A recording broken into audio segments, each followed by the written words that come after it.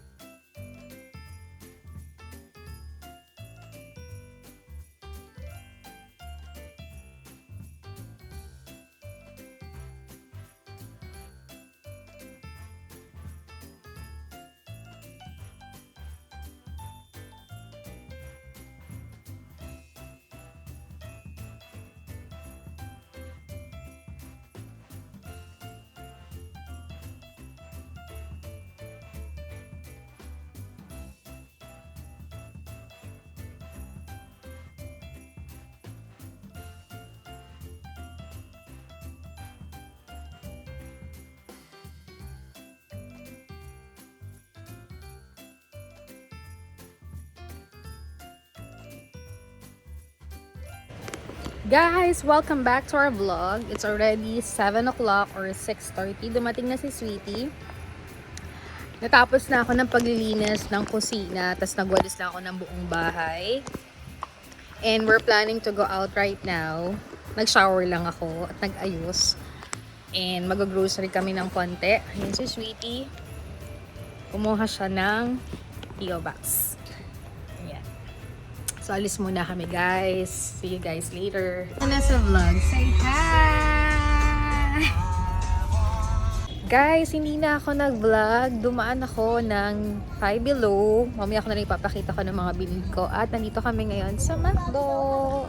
So guys, nandito kami ni Sweetie sa McDo. And I'm so excited na ipakita pa rin sa inyo yung mga binili ko sa Five Below later pagkatapos namin mag-grocery sa Walmart. Doon namin. This one. Also yummy. Everything.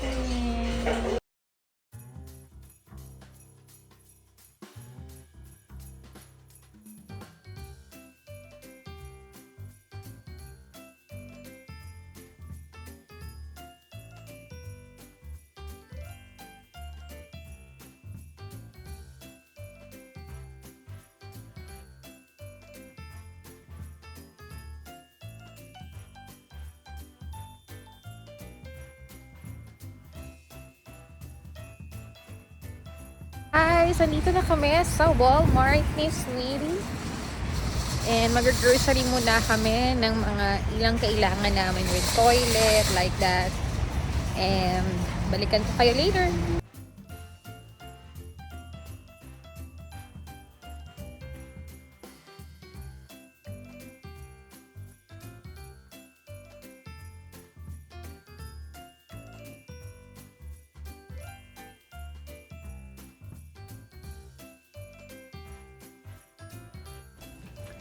Guys, welcome back to our vlog. Nandito na kami sa bahay. Halos kanina pa. And gusto ko lang i-haul sa inyo yung mga ilang nabili namin sa Walmart. Kasi last week ba? Or Thursday or something, Wednesday.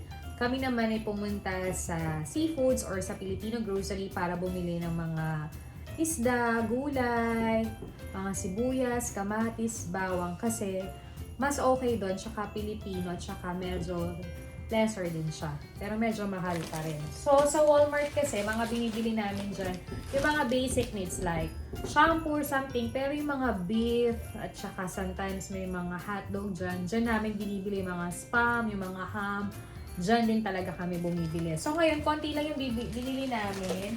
And then, kanina nakita nyo naman na naglinis kami ng pantry, and even though may mga dilata pa naman, and ang dami namin nabili pa rin noodles sa Filipino grocery kami bumili. So, okay pa naman siya mga pang-almusal or whatever na pang instant sa gabi kapag halimbawa nagpritos ng chicken or pork chop, at least may mga soup kaming binili na pwede pa. Kasi may mga pagkain pa kami sa rep, like may hipon pa kami, meron pa kaming iba pang pwedeng lutuin, may mga ampalaya pa. So, sagip pa yung next week namin. So, yung mga kailangan talaga namin. So, bumili ako ng napkin. Actually, ito talagang ginagamit ko. Pero yung malaki yung binibili ko. Ewan ko ba kung ba't ito yung kinuha ko. Kasi, pag yung malaki ang kinuha ko, almost nakakatipid ako ng 3 buwan or 2 buwan. Kasi, ako naman ay regular at saka hindi ako, pag na-stop na yung menstruation ko, nagdi-napkin na lang ako ng panty liner na sobrang dali lang kasi nag-iiwasan akong UTI or something na kinakati ako. So, madalas talaga medyo tipid ako sa ganito. So, maliit lang yung nakuha ko. Then, bumili ng ganito si Sweetie kasi, Sweetie, saan mo ito gagamitin? Basta may lilinisin daw siya. So, yan. Bumili siya sa Walmart. Pakita ko na lang sa inyo mamaya. Tapos, ito panglinis ito. Mga first time, yung mga panglinis kasi, ang gandang bumili sa Walmart. Even though sa Target, nakapag-try na kami. Kaya lang medyo expensive talaga sa Target. And sa Filipino grocery naman, wala rin masyado mga panglinis. Kaya makakakita kayo na medyo mas tipid talaga ay sa Walmart. So, ito nabili namin to. Then, favorite namin, dial naman. tingnan namin tong, ano to, Soothie ba to? Etong parang lavender, try namin siya. Pero last week nakabili na naman kami ng sabon, pero mag-stock kami sa pantry namin. Then, ito yung ginagamit ko sa buhok, ayan.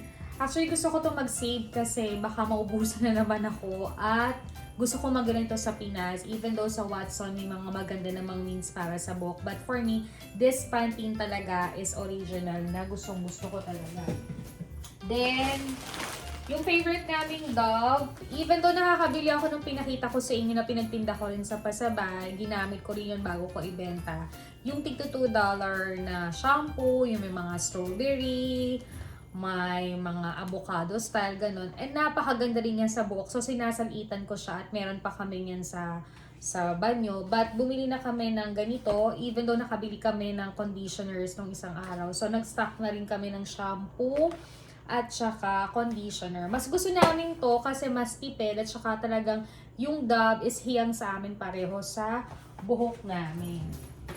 And then, bumili rin kami ng ganito Downy, ayan, para to sa aming pag nagda-dryer na kami, ginagamit namin to sa aming damit. So, namimili ako ng medyo lesser na amoy kasi nga sabi ko nga sa inyo may sinusitis ako para pag pinaplansya ko siya or tinitiklop ko siya, hindi ako masyadong binabahin. Pero, nagmamas talaga ako kapag nagtitiklop ako at pag nagpaplansya naman ako, hindi na masyado kasi nalilesser na rin yung amoy. So, this one, for me, magdagdag amoy sa damit at saka dagdag din lambot ng damit. So, this one. At syempre, this one, hindi namin ito nakakalimutan kasi every week, nagpapalit talaga kami ng mga panlinis ng kaldero at saka mga pinggan at kutsara. Importante yan kasi lalo na ngayong summer, minsan may mga ipis hindi natin nila-expect kaya maganda talaga nagpapalit tayo ng panglinis. Next naman is alcohol. Hindi nawawala sa amin yung alcohol sa aming medicine kit. Every time, kahit yung mga sapatos namin, ina-alcohol namin yan bago namin ilagay sa tabihan or kahit yung lang sa labas. Kasi para refresh, ganun din sa aming mga kamay, kahit sa sasakyan or sa kwarto may mga alcohol kami to protect din sa atin, diba? Kahit even nung sinasabi natin nalilesor si COVID or anumang bacteria at sakit, iba pa rin yung may alcohol tayo sa loob ng ating bahay. Okay? Next naman is itong juice na to. Madami pa naman kami mga soft drink or something, but bukas nga plano namin bumili pa rin ng mga soft drinks. Kasi nga pang merienda or minsan sa gabi, midnight snack or may bisita. Wala namang bisita. Ito yung juice at saka itong favorite namin butter. Itong butter na to tumatagal to sa amin ng mga isang buwan. So okay na okay kasi pang almusal or pang merienda or pang lahok sa mga kinakain namin. This one is better, mas nakakatipid. Ay, nagpalit ako ng coffee ngayon. Ito talaga iniinom ko naman siya. Yung natural lang na coffee. So, nagustuhan ko siya ngayon yung taste niya. I love it. Yan, magdadala rin ako nito sa Pinas at may ilan din akong papasalubungan. And natutuwa ako kasi sa Ralph's, ito malapit sa amin, naka-sale. So, magandang bumili para ipasalubong siya. And hindi na ako bumili, hindi pa kami nakakabalik kasi ng Costco, pero plano kong bumili pa rin ng malaking Coffee Mate kasi yun talagang in-stock ko sa pantry at almost a month ko siyang ginagamit. So mas lesser at saka tipid. But this time, dahil bumili nga ako ng coffee, so syempre kailangan partneran ko ng ganito.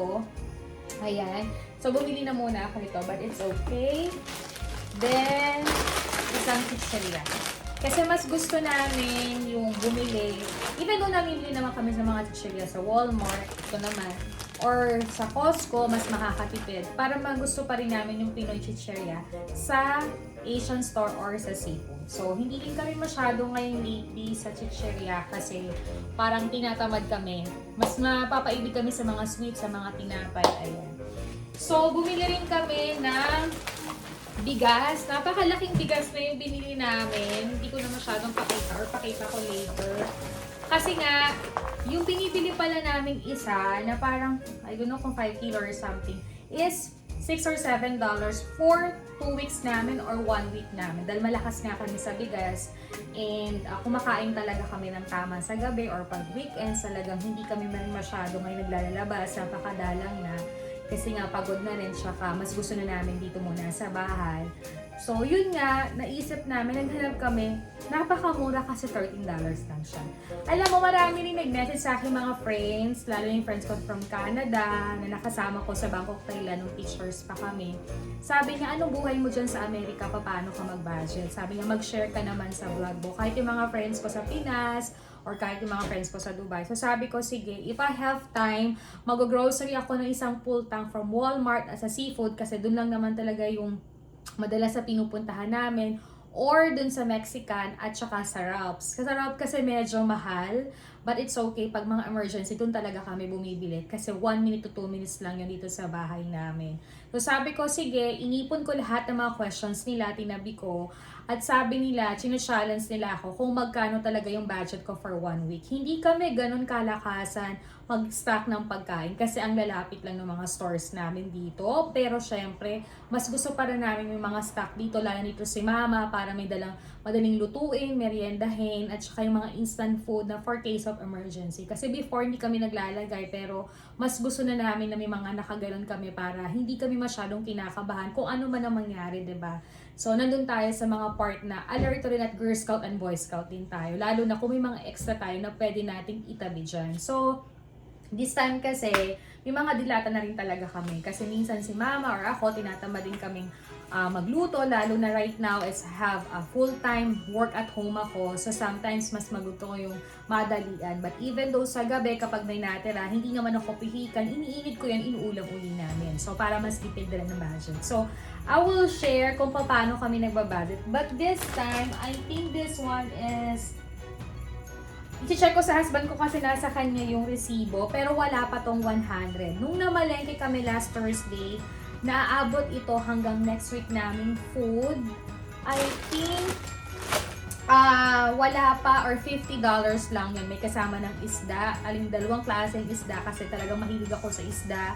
Ilang klaseng gula, may cabbage, may ampalaya, merong talong. Ayan, yung mga talagang pwedeng makakatulong sa ating body. At nakakatuwa kasi, nung nandito rin si mama, tuloy-tuloy yung mga sagita namin. Karne, isda, gulay. Maganda yung digestion ko talaga. And it's better for my age. Going to 43, ayan na, commercial na talaga. Little good health habit din yung gawin natin. But lately nga, kagaya ngayon, nagmakdo kami kasi ang tagal na namin din nagba-burger. So, binigyan naman namin ng cheat day yung aming sarili. And for sure, kailangan din ng ating katawan yung gano'n na sometimes nakakakain tayo ng gano'n. Kahapon naman kami ay nagshabu-shabu with mama. So sometimes din namin, kasi ang tagal na namin din nagsashabu-shabu, I think 2 months or 1 month na kasi sobrang busy nga namin. So pinampord naman namin yung aming mga sarili. At pinilalagyan namin yung talaga ng budget. And I think, bumili kami ng beef sa Walmart. Kasi mas gusto ko yung hati ng beef sa Walmart. Mas malasa. And I think naman malinis siya. So, this one. So, ito dagdag naman itong ulang for a week.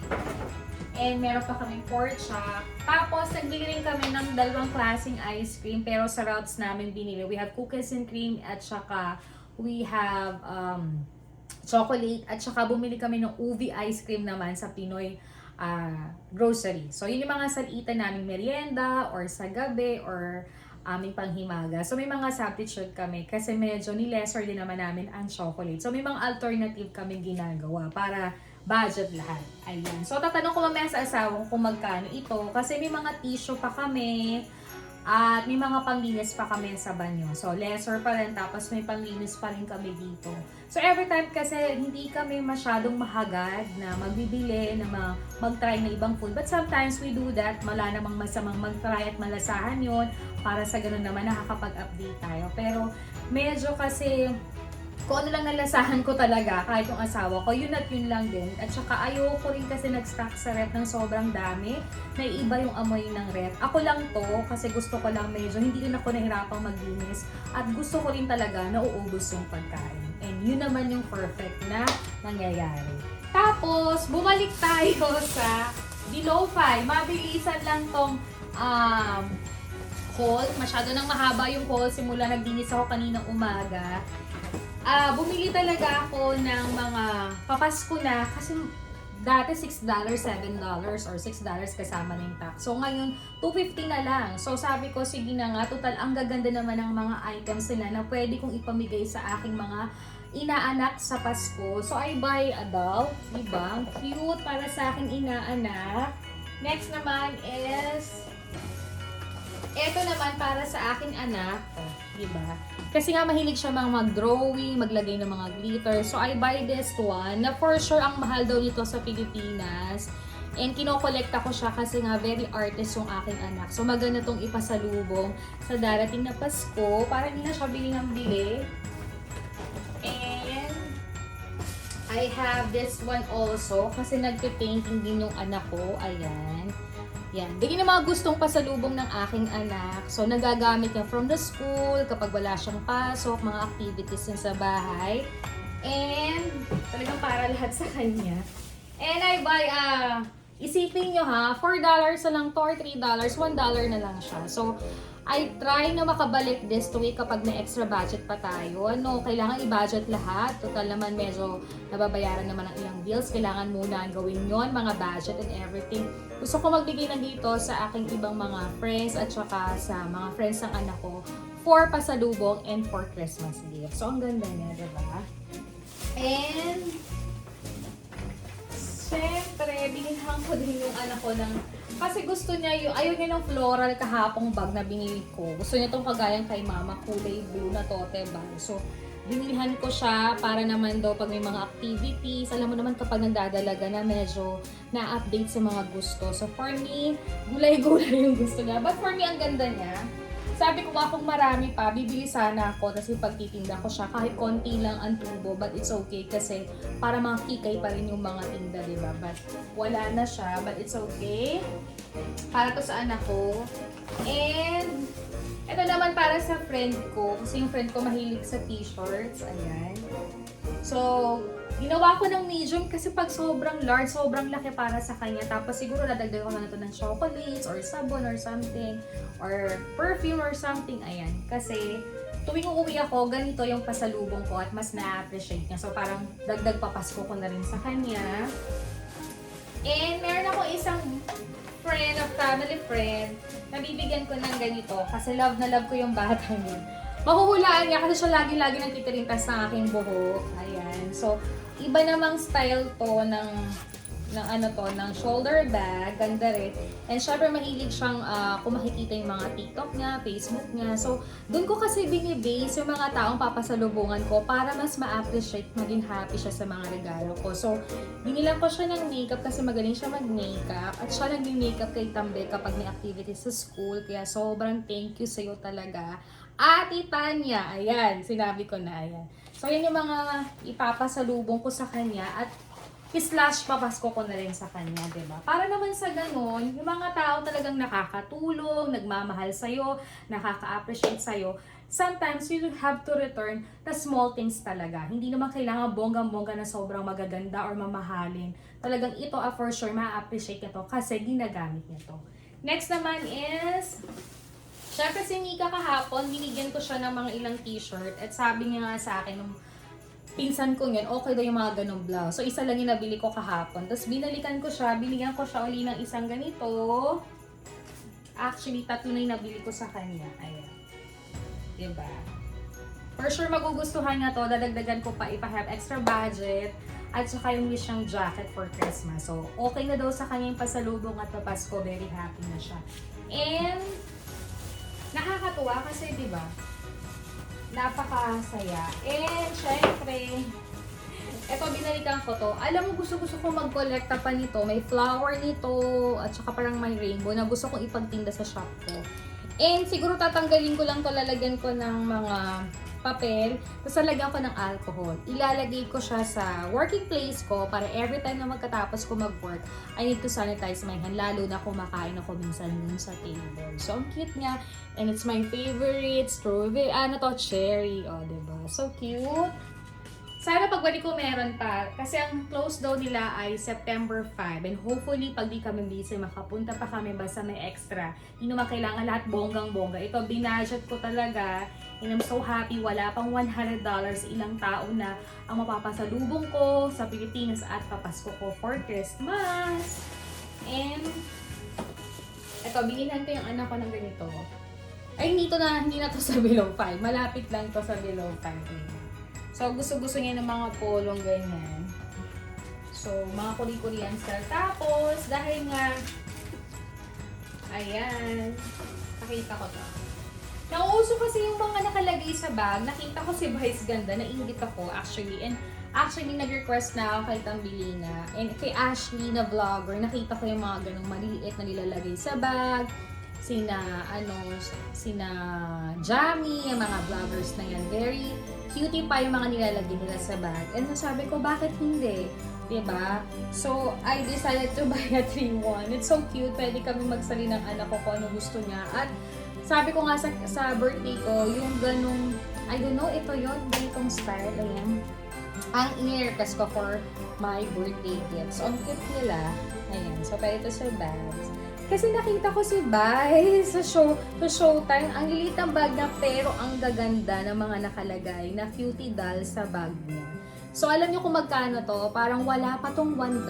Sobrang sale ko. Sabi ko, grab the opportunity para sa amin ng aking anak. So, yun lang naman po ang hinabol ko sa Below 5. And I'll buy a powder. Ayan. So, hiyang din ako sa ganito. Kasi ito rin yung cream na nilalagay ko sa mukha ko pang araw-araw. Siyempre, kahit naman nag-online work tayo, pagkaligo ko, nag-aayos din ako. Kasi pag nag-Zoom meeting, at least presentable ka pa rin, hindi ka nakakaya. So, yung mga L'Oreal ko at saka may bilhin kong pool boy kapag umaalis ako or nagsisimba ako nilakad kami. Para naman sa ganun, hindi agad sila nauubos. So, ito pwede pang araw-araw lang habang nasa bahay. So, yan lang naman guys. Actually, $40 ako. So, kahapon, naka-30 ako. Wala pa nga 100. So, ang dami ko nang mapapasalubungan, ang dami ko nang mapapasaya sa Pasko. The small things na maibigay mo sa kanila, maalala mo sila, ma-sharean mo sila ng love. For sure, they really appreciate na naalala mo sila. And, ganoon naman tayo mga Pilipino pag Pasko, talagang kahit maliit na bagay, nag-share tayo ng small things, lalo na kung galing to sa ating puso at may kasamang pagmamahal talaga. Yan ang very excited talaga. I'm so excited for that. Na simpleng things nakakapagpasaya tayo ng tao at doon natin na-share yung very thankful tayo sa kanila. Sweetie, magkano nga lahat tong grocery mo? Ito? So, 70 daw siya kasi may mga kasamang ganito. I think mahal yung mga ganitong panglinis. But it's okay kasi kagaya nitong kape, kagaya nitong mga ganito, palaman, ganyan. Matagal na ulit. So, hindi na siya makakasama with other budget namin kasi kundi puros pagkain. Pero I think next time na punta namin, bibili kami ng mga sausage, spam, kasi maganda rin may stock dyan. Kasi laking tulong sa amin ni Mama pag breakfast or sometimes pag lunch, ayun na namin magluto masyado or pang aming merienda. Okay guys, thank you! Mamaya na lang ulit. At ipapakita ko sa inyo para natapos para mabilis na tayo. Pakita ko yung mabilisan kong paglilinis kanina ng aming kusina. Hindi pa siya totally tapos, pero at least na-refresh ko siya. Pakita ko lang sa inyo. For ending my vlog, yan yung paglilinis ko kanina. Ayan, nilinis ko lahat yan. Kahit itong coffeehan namin. Nag-refill na ako ng mga tinapay namin. Ayan, ayan. Ayan. So, malinis na siya. Other way. So, yun natapos yung other side. Ito naman, yung aming pantry. Actually, lahat yan, chinek ko yan. Kanina hinugasan ko, pinunasan ko. And dahil nga summer ngayon, hindi natin alam kung may magkakaipis or something. So, kailangan sa isang buwan or 1 week, kailangan silip-silipin natin yung mga kahon, yung mga plastic. Kasi hindi natin alam kung napapasukan siya. So, dapat maging alert tayo. So, hindi pa siya kompleto kasi sa most of the time, mga chicheria namin, mga cookies namin, sa Pinoy seafoods kami bumibili kasi mas kampante kami. Parang masarap din naman mag-try ng iba. But sometimes kasi yung panlasa mo ay ganun din, total may nabibilang ka na naman kahit medyo malaki yung patong. But it's okay kasi komportable ka naman dun sa kinakain mo. So, ayan, may mga hot cake pa rin kami, may pasta pa rin, may mga dilata. So, sabi ko nga sa inyo, magdadagdag kami ng spam, sausage, tsaka mga tuna, para sa ganun, at least may substitute for breakfast, ano mga tuna sandwich, spam sandwich, or merienda sa hapon, lalo na work at home na ako. At minsan, nandito nga si Mama.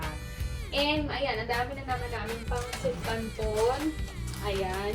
Tsaka ni goreng. Ayan. Yung ni goreng kasi, nung dumaan kami sa Chinese groceryhan, kasi bumili kami ng mga butchoy doon, gano'n. Nung nagnilaga kami. So, nagbili kami ng ni goreng na ganyan. So, maganda rin pang merienda or pang breakfast, yung madalian, para sa ganun yung hindi ka na mangangarap. And this one nga, yung mga noodles, kapag nag-chicken ka, nag-pork chop ka, ay yung nakasanayan namin sa Pinas. Pero sobrang dalang na. Pero nga, sabi ko nga sa inyo, this time talaga nag-stock kami ng mga ilang instant food na hindi naman madalas kinakain. Kumbaga parang case of emergency din talaga. Magandang may nakalagay. And syempre, maganda rin substitute kapag alam natin pagod tayo. Diba? So, ayan yung mga sardinas din. Konti na lang ang sausage namin, hot cake, ayan. So, yan na. Nalinis ko na siya at sabi ko nga sa inyo, kahit bumibili kami ng mga chicheria sa Pinoy groceryhan, inuuntian na lang namin. Gusto namin yung nauubos agad, tsaka hindi na rin kami masyadong nagmaaalat para less cholesterol tayo, guys. Ayan, guys, nandito na tayo sa other side. Kita nyo ba ako? Ayan, medyo maingay sa labas. So, yan yung next pantry namin. Alam mo, kahit ang dami naming cabinet, hindi namin lahat yung nagagamit. Kasi kagaya nung sa taas na yun, hindi ko naman siya kayang abutin. Even though may mga gusto kaming ilagay doon, hindi na kami naglalagay. Kasi sa taas nun, mainit kapag nagluluto. So, make it safe na baka masunog pa siya or whatsoever. Hindi na kami naglalagay doon. But time to time, nililinis ko rin siya. Ngayon, dahil nga summer, most of the time bukas ang bintana kapag hindi kami naka-centralize or nag-aircon ng bahay para naman may fresh air na pumapasok. So, lately kasi kahit summer this time, kagaya kahapon, nakapag-jacket ang lola mo magang-maga hanggang alauna ng tanghali. Natatawa nga si mama na doon ako sa working air, naka-jacket ako kasi iba yung weather, kakaiba yung tag-init ngayon. But it's okay, maganda rin yun kaysa sa nag-aircon ka palagi. So, this time kanina, ni-wash out ko yan. Konti na napakita ko sa vlog para mabilis kumilos at ma-focus sa paglilinis. So, ninatanggal ko lahat yan. Tsaka yung ibang Tupperware na alam kong hindi na papapakinabangan. Kasi yung mga Tupperware niyan, some of them is ilalagyan namin ng binabad na chicken, pork chop, tapos yung mga natirang pagkain kasi mina-microwave namin or iniinit namin sila para hindi tayo naaksaya. So, yung iba na hindi na okay, pinatapon ko na kasi kung isang taon na naman siya. Kasi syempre sometimes kahit anong linis natin, si bacteria nandun pa rin. So maganda rin sometimes na isang taon okay na yon, budget na lang ulit tayo para ma-safe din tayo. Lalo na ito ay mina-microwave natin. Ako lang to. So it depends kung paano kayo mag-full ng patakaran sa kitchen ninyo. So ito lang yung mga condiments namin. Hindi kami masyadong maraming nagtatry. Yan na yung mga panghanghang. And most of the time kung makikita mo is Filipino talaga siya. At sa Pinoy seafoods namin or grocery talaga kami bumibili. And time to time, yan lang din yung nililista ng husband ko or kung nandito si mama or mother-in-law ko. So ayan lang, may suka, may binabad na suka, jokran kapag walang yung isang ketchup, sagitan lang din para hindi mauumay. Meron din matumas. Ayan, kapag nagpo-pork chop ka para maiba naman yung sausawan. Tapos ito yung favorite kong sausawan, yung UFC ketchup. Ayan. Yung daddy ko, mahilig to pero ibang brand yung binibili niya, parang pang Vietnamese. So yun lang, may mga condiments, may asin, may ganyan. Hindi kami masyadong nagbibitchin or something. May mga paminta rin kami para pampalasa ng food. So ganyan lang talaga ang aming setup. Kung may madadagdag man, dahil may iba kaming Ricardo itatry. So, hindi kami masyado nag-stock. Pag kailangan lang, saka lang talaga kami bumibili. Or pag may gusto talaga kaming food sometimes, humahanap talaga kami yung ganong restaurant na nagluluto. Tapos sinatry talaga namin. So, ayaw din namin mabigo pa. Ayan. Tapos, itong mga to, lalagyan ng mga pang spaghetti at saka pang sopas. Ngayon nga, nakalagay sa list namin mag-sopas. So, kanina lahat yan nilinisan ko kasi hindi pa rin kami nakakabili kasi meron kaming isang grocery hang itatry na sabi ko, doon kami bumili kasi mas budget doon. So, we will try or sa Costco ulit kasi mas tipid. And, may bago na uling recipe ng asukal na puti at asukal na brown. Kasi sometimes ginagamit namin yung brown sa pagluluto din. So, pampalasa or something. Lalo na yung mga pata-patang niluluto. Nilalagyan ni mama yan. So, okay na yan. So, yan lang.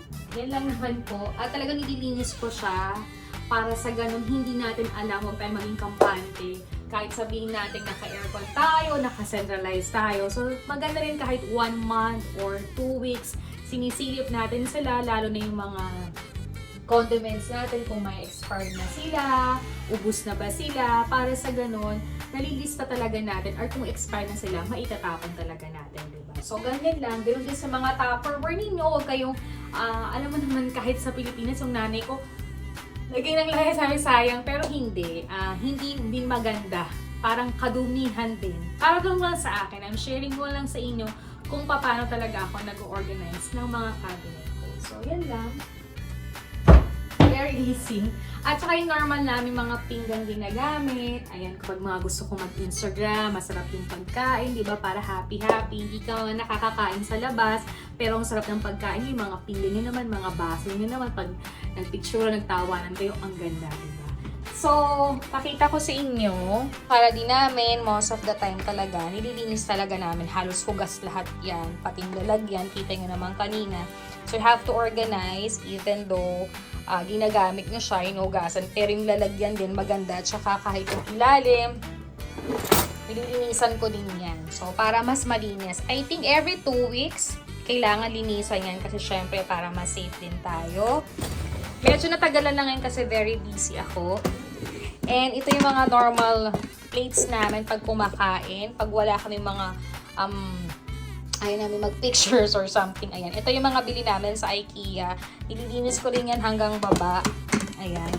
Kahit ito, talagang pinupunasan ko siya to maintain yung kaputian niya. Even though nagluluto dito pa yung mga langis, wala. Yung ibaba naman, wala na rin siya. And ito yung normally na ginagamit namin. Ceramics from Walmart lang namin nabili. So, ayan. Tapos yung mga baso namin, ayan. So, yan lang naman talaga. So, very, very clean lang. Magpapalit na ako ng cortina for summer na spring na yung pagdating. Kahit yung aming from IKEA, papalitan ko na rin yan. Nilinis ko na rin yung oven namin. Kahit andalang namin magluto, time to time, I need to clean that one. So, very okay. Lagyan ng mga pinggan namin na, yung placemat ba ang tawag dyan. Ayan. So, in-organize ko yan. Nililinis ko rin yan lahat para talagang organize talaga siya at malinis siya. Tapos, eto din, kanina nakita nyo naman nilinisan ko rin siya kahit yung rice cooker namin and ang aming microwave. Ayan. Kailangan time to time, every week, Friday or Saturday, talagang nililinisan ko yan, sinasabon ko siya, tas sobrang linis punas kasi time to time talaga ginagamit yan, pinag-iinitan ng pagkain. So, ayoko ma-stuck yung amoy at gusto kong ma-maintain pa rin yung kagandahan ng microwave. Ayan. So, parang gusto ko na magpalit dito, pero hindi pa kami nakapunta sa IKEA, pero parang mag-1 year pa lang siya. Kahit yung bubog, sinashock out ko, nililinis ko siya kasi nga madalas nag-iinit siya. Magpapalit na rin ako nitong cover kasi gusto ko iba naman yung motif for September hanggang October kasi parang plano ko na before ending of October makapag-set up na kami ng Christmas tree kasi nga magi-Christmas kami sa Pinas. So at least matagal namin makakasama pa rin yung Christmas. Pero plano namin this year, hindi na masyadong bongga, yung parang simple lang na may spirit of Christmas sa loob ng bahay even though wala kami dito ng Pasko at New Year para fresco pa rin yung bahay pagbalik namin ng January. Sa ref naman, actually hindi ko pa siya nalilinis, pero tinanggal ko na yung mga nakalagay na pagkain, yung mga ibang drinks na hindi na okay, yung mga ibang tinapay na nakalagay dyan or cookies, para kapag nilinis ko siya next week, nakalagay na siya sa diary note ko, wala na masyadong lilinisin. Kasi ito rin namang ref namin, upusin lang din yung mga ulam, yung mga ibang ganyan. Kasi automatic naman siya ay hindi nag-yelo. So, hindi siya mahirap linisin. Hindi siya masyadong malansa, hindi siya masyadong madumi, at hindi siya masyadong everything. Kasi hindi kami nag-stock ng full dyan. Palagi, for 7 days lang yung pagkain, kailangan lutuin lahat bago uli mamalengke para walang lansa, walang amoy, and maintaining pa rin yung ref, diba? Even though gusto mo mag-stock, it's okay. Kasi lalo na pag nagiging busy, kagaya ngayon, tax season ng asawa ko, until hanggang November. So, kapag kami namamalengke, napapadami na, para sa ganon, yung relax time, hindi nalalabas, di ba? Para budget din lahat. Then, plano rin namin magpalit ng bigasan kasi nanood ako ng Little Feng Shui. Ewan ko lang, it's my experience. Comment down below kung naririnig nyo ba ito, nakikita nyo. Ako naman ay nagdadasal kaya parang hirap din maniwala, but wala namang masama kung maniniwala tayo or susunod tayo. Kanya-kanya naman tayo ng experience at opinion. Ito lang ay sharing lang din sa nakita at napanood ko na mas maganda daw kasi na bubog yung lalagyan ng pera ng bigas para yung pera daw hindi agad ano mo yun. But for me naman, kanya-kanya tayo ng paniniwala. You know to handle your budget, you know to handle your life, and kung paano mo maintain talaga yung buhay ninyo, diba? So, nasa pagsasama nyo yun, good communications, at paano kayo mag-save, paano kayo magbayad ng bills, paano yung lifestyle ninyo para maging maayos ang lahat, diba? So, yun lang naman po ang masishare ko for the rest of my day dito sa aming bahay ngayong Sabado, even though it's long weekends, and for sure, happy ako nakapaglinis ako ng aming kusina. Talaga namang na-enjoy ko. Ay, may papakita pa ako sa inyo before the ending my vlog. Kasi mahilig din ako yung lahat ng mga ginagamit kong mga ganito, mga towel. Ino-organize ko din talaga yan. Pakita ko sa inyo. Diba? Organize talaga siya. So, para pag ginamit ko, madali na siyang hanapin.